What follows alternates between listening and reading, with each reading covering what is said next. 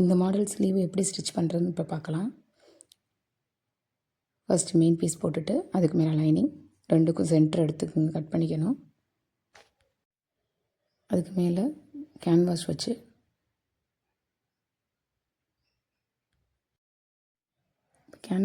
அது மேலே தைக்கணும்.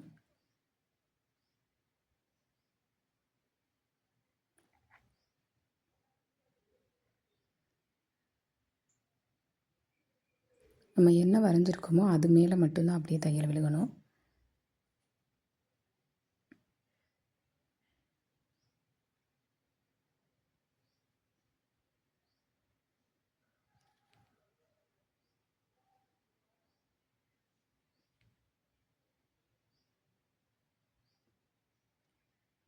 இந்த லைனில் கரெக்டாக திருப்பி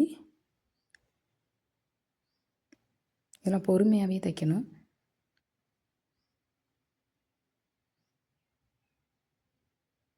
இங்கே நிப்பாட்டி நம்ம திருப்பணும். இதையும்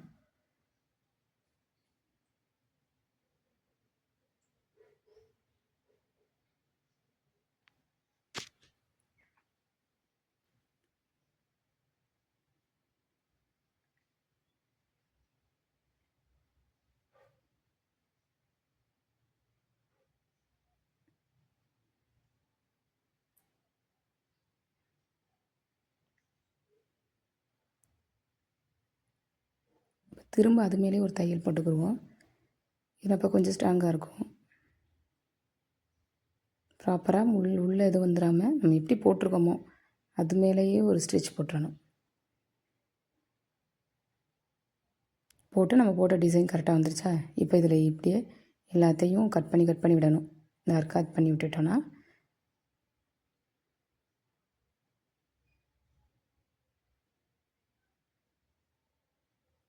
இப்படி சென்ட்ரு வரைக்கும் உள்ளே போயிட்டு உள்ளே இருக்கதையும் அர்க்காத் பண்ணிடணும். மெயின் ஃபேப்ரிக் எல்லாத்தையும் தான் இந்த மாதிரி அந்த மாதிரி அங்கே அந்த நுனி வரைக்கும் கொண்டு போயிடணும். அப்போ தான் நம்ம திருப்பும்போது கரெக்டாக வரும். இந்த மாதிரி எல்லா இடத்துலையும் இப்படி கட் பண்ணி விட்ருங்க சைடாக.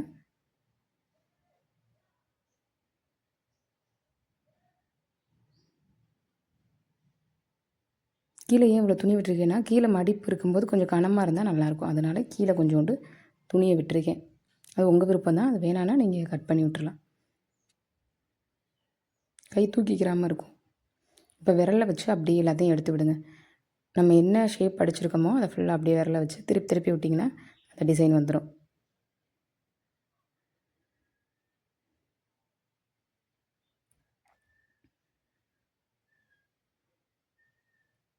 இப்போ இது மேலேயே ஒரு படிமான தையல் போடணும்.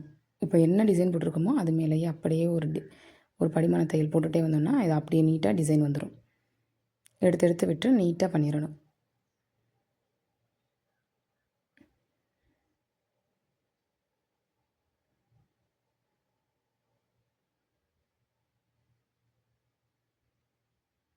இதெல்லாம் அடிக்கும்போது கொஞ்சம் பொறுமையாக கொஞ்சமாகவே பண்ணுங்கள். அப்போ தான் நீட்டாக வரும் ஃபினிஷிங்.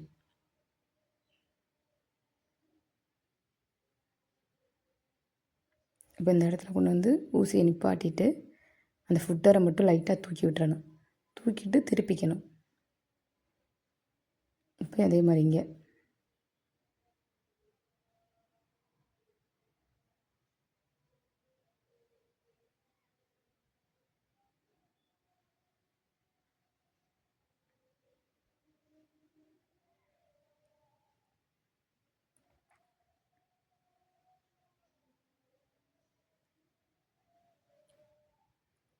இப்போ நமக்கு அந்த டிசைன் அப்படியே வந்திருக்கும். இதுக்கு மேலே நீங்கள் எந்த ஸ்டிச்சுமே பண்ண தேவையில்ல.